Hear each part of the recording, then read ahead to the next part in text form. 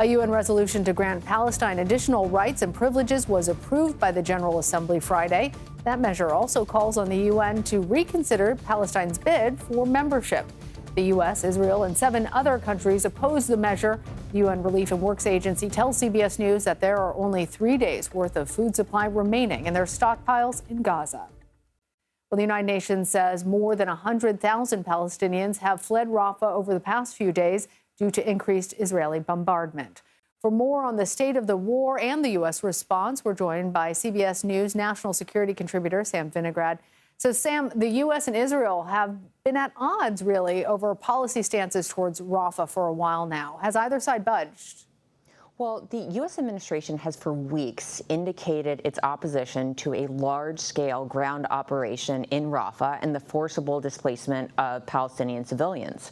The Israeli government, for its part, has indicated that going into Rafah is critical to ultimately defeat Hamas. It was against this backdrop, Lana, that this week Israel launched a, relatively speaking, limited operation in Rafah after advising Palestinian civilians in part of the city to evacuate. It was against this backdrop that news leaked that a U.S. weapons shipment containing certain 500 and 2,000-pound bombs has been paused. Now, the U.S. administration has come under criticism for pausing that shipment, while the president has said that U.S. support for Israel is ironclad. The Biden administration has indicated that the shipment is just paused. No final decision has been made, but it is concerned about how these weapons could be used in dense urban environments like Rafah. And in a CNN interview this week, President Biden indicated that he would consider suspending certain weapon shipments to Israel if they did go into Rafah. So ultimately, we will have to wait and see how Israel operates in the ground in Gaza and whether any additional weapon shipments are paused or suspended entirely. Meanwhile, protests continue here in the U.S. and several graduations have been canceled or scaled back for security reasons. How real are those concerns? Well, there were additional law enforcement actions on college and university campuses across the country this week in light of developments in the Middle East.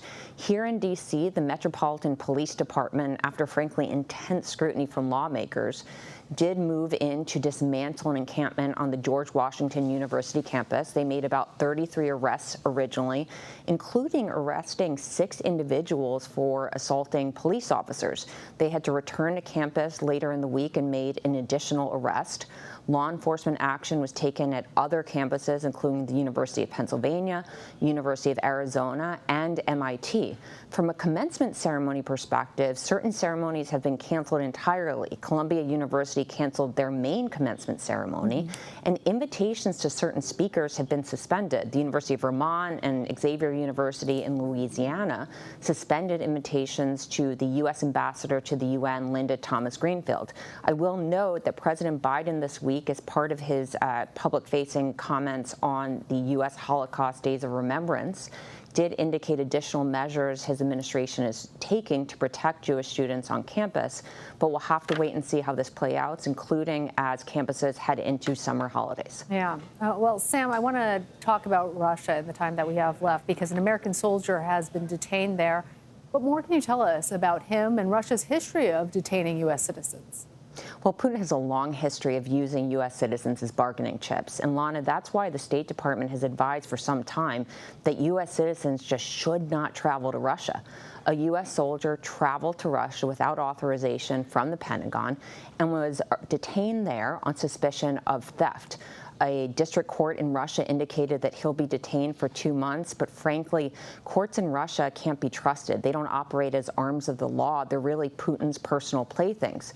So we'll have to continue to monitor whether this individual has access to consular services and whether he does have court appearances and other proceedings in line with international law. And we'll keep our viewers updated on how that proceeds over the coming weeks. All right, Sam Vinograd, thank you. Thanks.